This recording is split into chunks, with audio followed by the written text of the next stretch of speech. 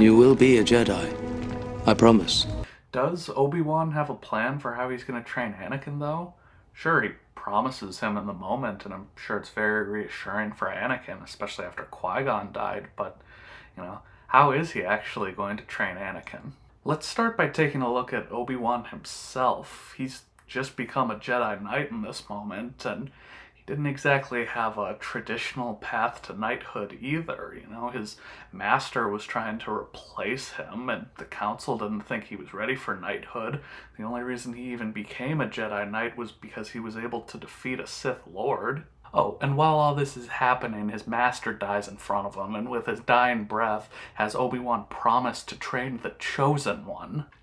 So we've got a young Jedi who has just lost his master, a man who's been training him for the last 20 years, who he views as like his father.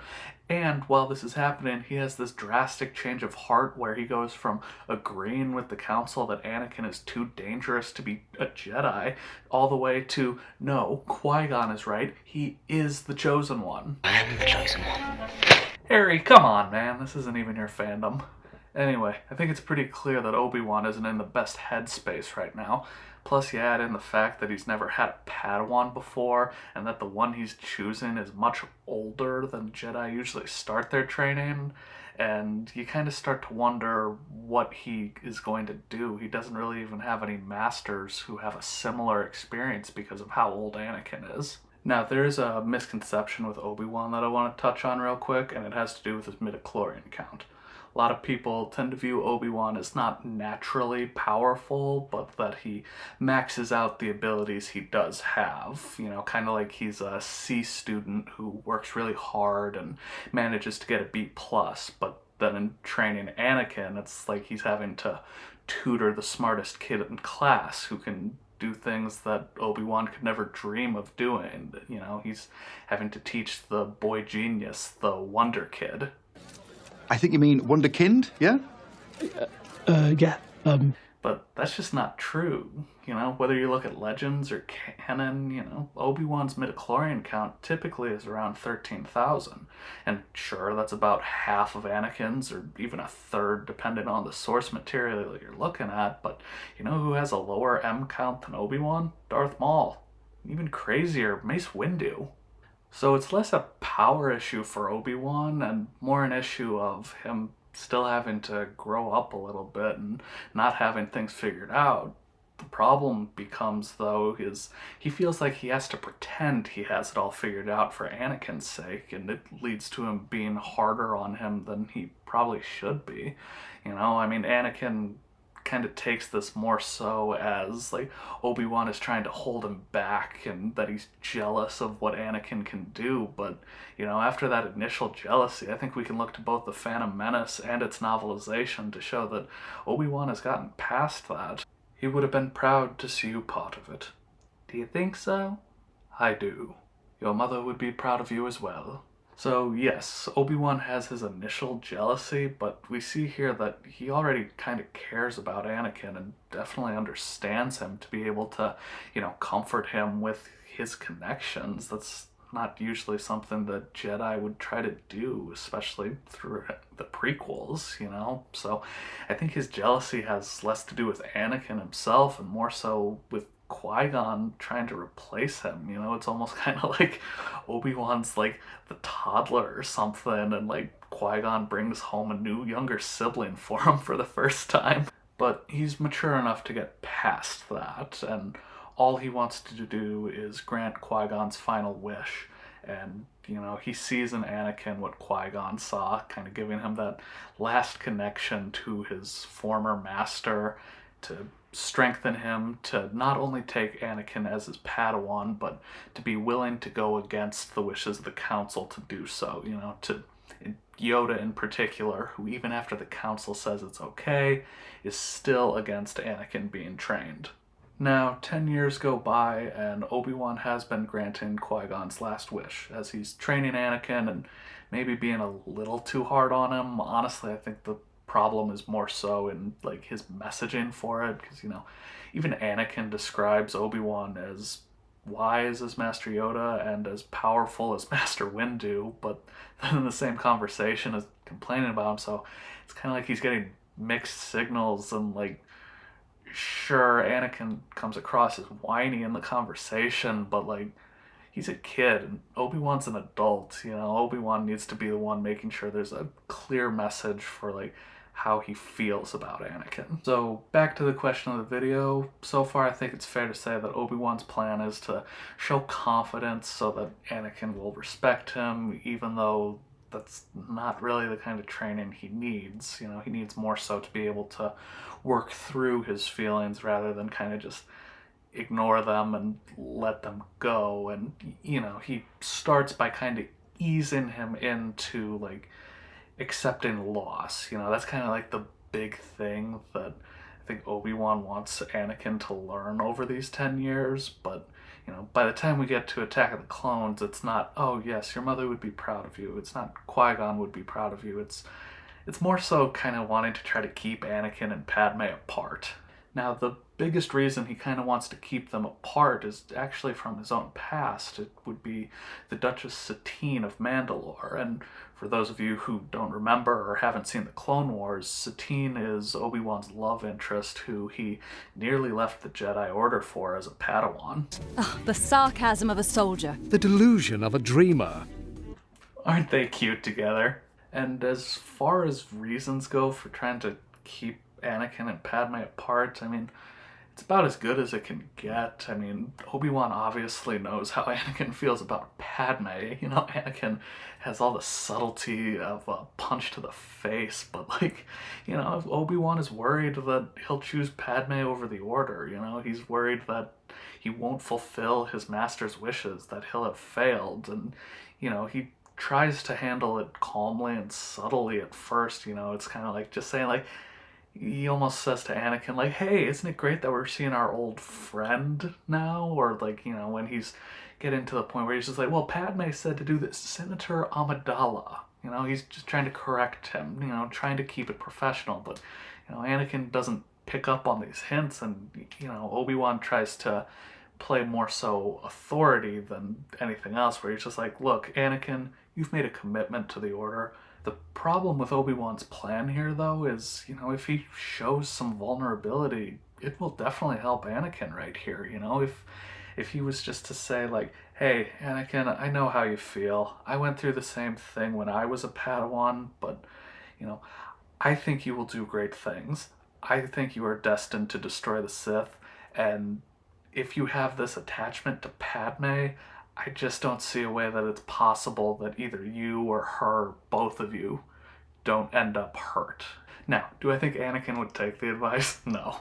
But I think it would still bring him closer to Obi-Wan, and, having Obi-Wan be kind of like his first person who he looks to go to when he has a problem, rather than him looking to Chancellor Palpatine. Of course, the reason he doesn't tell Anakin about Satine is because she wasn't created as a character yet, but here we protect the fourth wall. We don't break it.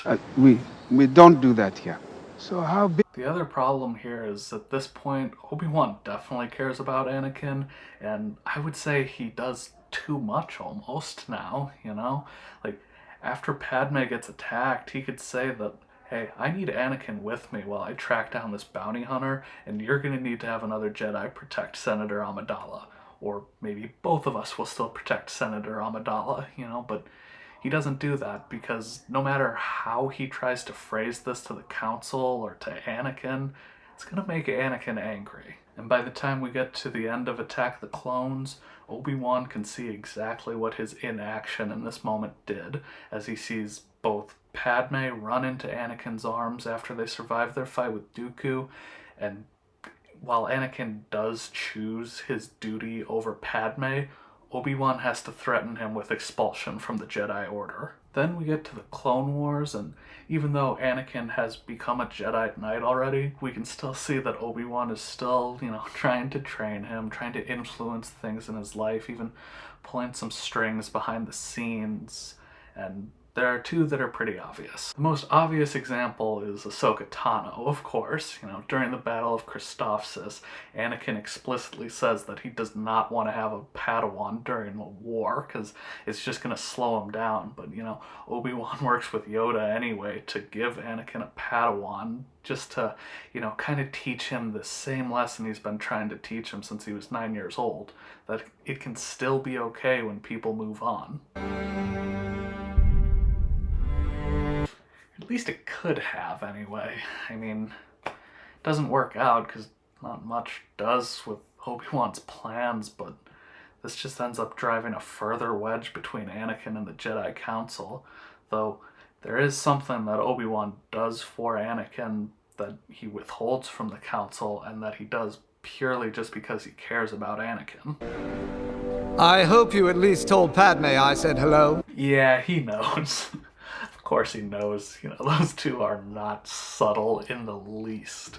But, you know, even then, his duty is to tell the Jedi Council as a master, and particularly one sitting on the Jedi Council. But he can't bring himself to do it. He loves Anakin too much to tell the Council about this. The only problem is he can't show enough vulnerability of his own to let Anakin know how much he cares about him. And he even struggles when Anakin's jealousy is too obvious to ignore, you know, like when Padme is working with her ex-boyfriend Rush Clovis, you know, Anakin is just furious about it, and Obi-Wan does go to talk to him about it and even mentions Satine, but he can't even look Anakin in the eye when they're having this conversation, you know? I mean, maybe he's doing it for Anakin to pretend that the secret is there, or maybe he's doing it because he feels a little ashamed about what has happened between him and Satine, but, you know, either way, you know, it prevents them from really being able to work through Anakin's problems here. And then we get to Revenge of the Sith, and Yoda and Mace Windu want to have Anakin spy on the Chancellor and are discussing it with Obi-Wan, and, you know, Obi-Wan cares enough to stand up on Anakin's behalf, but he doesn't defy them because Mace and Yoda are still the two highest ranking Order members, and, you know, as much as he cares about Anakin, he still does care about the Jedi Order too, and, you know, then when he goes to Anakin with this, you know, he doesn't really tell him what he personally thinks, you know, he's just kind of trying to hide behind the idea of, this is what the Council is asking you to do, this is what your duty is, please don't associate me with it, and all it does is associate Obi-Wan with the Council and Anakin's mind, driving that wedge further apart between them, because Obi-Wan is acting as a member of the Jedi Council, not as someone acting on Anakin's behalf. And then the two of them get isolated in Revenge of the Sith, albeit for a pretty good reason. You know, Obi-Wan is trying to end the war with Grievous's capture, but, you know, maybe it would be better if Anakin could feel like he could be more open with Obi-Wan in this moment, but, you know, at the end of the day, that's the problem with their relationship. They both love each other and would do anything for the other, but at the same time, neither of them is willing to take that step to, you know, verbalize it and confirm it for each other, but then, you know, it leaves an opening for Palpatine to take that step for them, and leads to Anakin's fall to the dark side. And after that, Obi-Wan can only think to kill him, and after what Vader does to the younglings, I can't say I really blame him, but when he gets to Mustafar, the two still have a dialogue. They don't just immediately try to kill each other, and, you know, even when Obi-Wan has the battle won, he can't bring himself to kill Anakin in this moment. And at the end of the day, I think that Obi-Wan just loved Anakin too much to see what he was becoming, and didn't think of himself highly enough to really give the love that Anakin needed. Anyway, that's all I got for you guys today. Let me know what you think down in the comments of this down below, or if there's anything I left out. You know, let me know if you think maybe Obi-Wan is stronger than people give him credit for. You know, even I before this would have said like, oh yeah, he's like a high B Jedi who can be in A on his best day, but you know, even I would have never said that he has a higher midichlorian count than Mace Windu. You know, that just kind of threw me for a loop there. But you know, if you want to see how Obi-Wan reacts to this and becomes the sage that leads another Skywalker to defeating the Empire, click on the video right here, or somewhere around here. But if you enjoyed this video today, drop a like, subscribe if you want more like this, and I'll see you next time on STV.